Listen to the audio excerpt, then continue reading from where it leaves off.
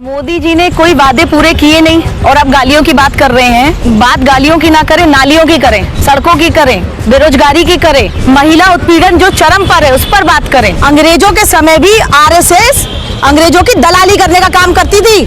बात करते हैं यहाँ पर गालियों की, गरीबी की बात करते हैं, मजदूर की बात करते हैं, किसानों आज किसान आत्महत्या कर रहे हैं, किसानों को गोली मारी जा रही है और बात करते हैं गालियों की। मजाक है क्या देश में? लोकतंत्र अपने हाथ में लेने का कार्य हो रहा है, जनता को भ्रमित करने का कार्य कर रहे हैं, लेकिन जनता इतनी भ्रमित नहीं होगी। स्पोर्ट्स की महिलाएं दिल्ली में पिट रही थी, तब मोदी जी कहाँ थे? तब गालियां कहाँ थी? हमने किसी के यहाँ ईडी का छापा करवा के पैसा नहीं लूटा, हमने सीबीआई का अटैक करा के पैसा नहीं लूटा, हम लोगों को डरा के पैसा नहीं ले रहे हैं। अपनी स्वेच्छा से जो पार्टी के नियम है, पार्टी के तहत जो दान करता है, डोनेशन आता है, वो पार्टी का फंड होता है।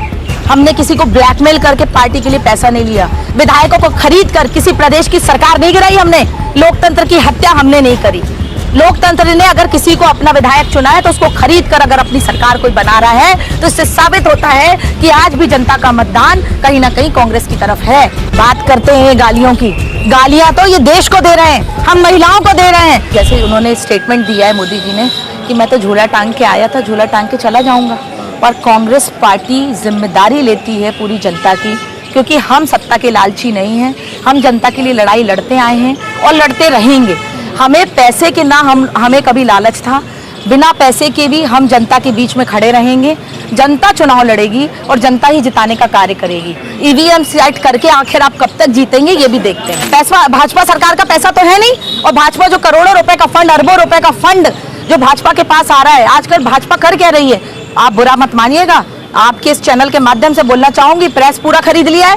प्रेस की आज हिम्मत नहीं है कि वो सच्चाई दिखाए, सच बोलने की ताकत नहीं है प्रेस में। ये सब कौन कर रहा है? ये सब भाजपा की भ्रष्ट सरकार कर रही है। पहले लोकतंत्र की स्थापना भैया इसलिए की गई, लोकतंत्र में प्रेस की स्थापना इसलिए की गई थी कि प्रेस एक मजबूत स्तंभ होता था, न्याय की आवाज, सच की आवाज उठाने वाला।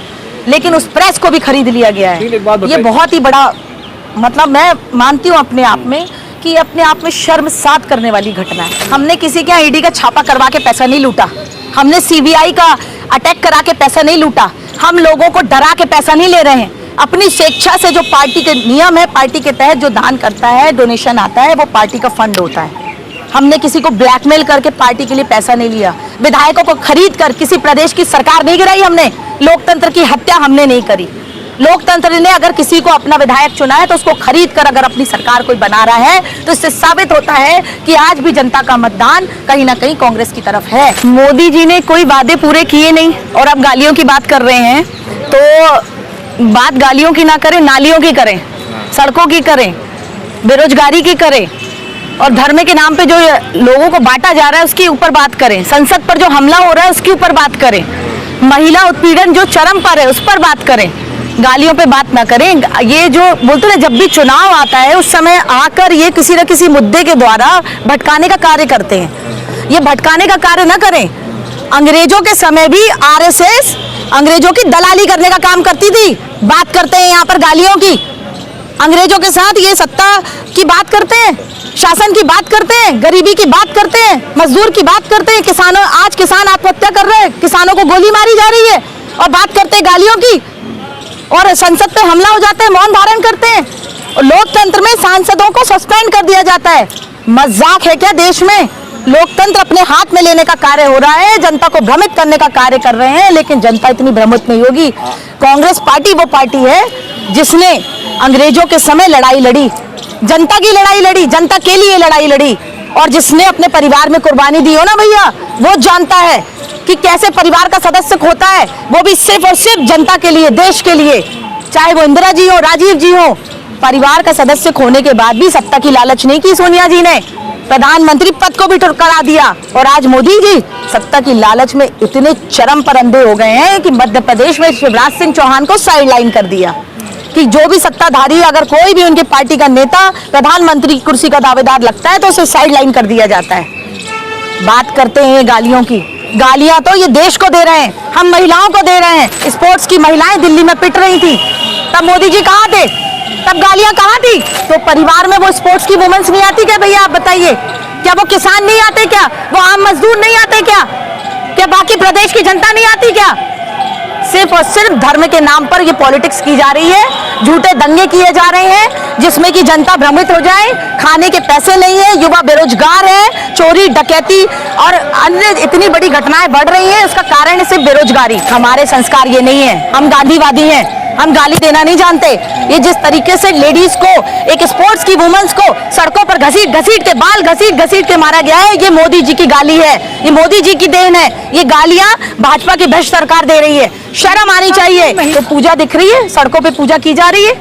आप ये बताइए क्यों अगर आप स्पोर्ट्स के लोगों ने जो उन्हें शील्ड दी गई वो लौटा दी, क्यों लौटा दी, किस लिए लौटा दी? जिसने भारत देश को सम्मान दिलाया उन महिला की सुरक्षा नहीं कर पाई। ये सरकार को तो इस्तीफा देना चाहिए नैतिकता के आधार पर। अगर आज भारत देश के सम्मान में जो महिला खड़ी थी वो सुरक्षित नहीं है, उसको सड़कों पे पीटा जा सकता है।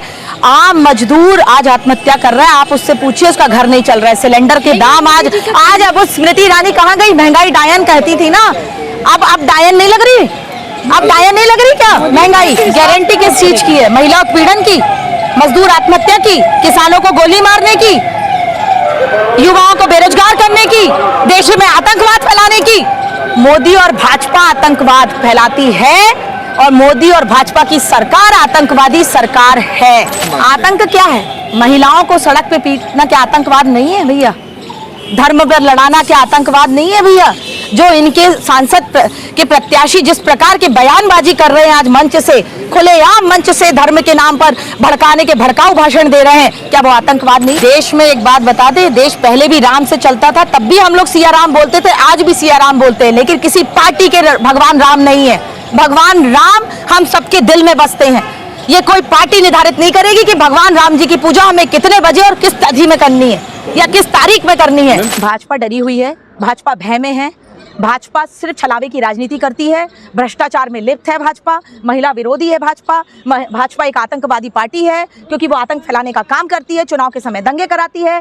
ये सारा काम भाजपा का है। भाजपा डर रही है राहुल गांधी की यात्रा से, न्याय यात्रा से, राहुल गांधी की सच्चाई की लड़ाई से, राहुल गांधी के सच बोलने से। आज बताइए भारत देश में किस नेता की हिम्मत है नरेंद्र मोदी के ऊपर सवाल पूछने की? भारत देश में आज किस नेता की हिम्मत है अमित शाह से सवाल पूछने की? पर राहुल गांधी हमारा वो नेता है जो खुल के सवाल पूछ रहा है। ये है सच्चाई की ताकत, इसलिए डरते नहीं है राहुल ना गांधी जी, ना पहले डरे थे, ना आज डरे हैं, ना कल डरे। छलावे की राजनीति, छलावे का शासन ज्यादा दिन तक नहीं चलता।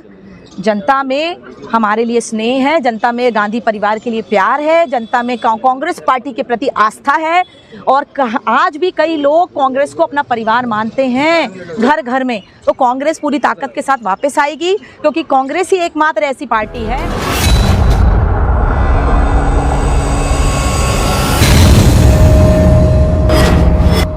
मिलेगी सबसे पहले हर खबर चेंजिंग फ्यूचर न्यूज पर, जो बदलेगा आपका फ्यूचर।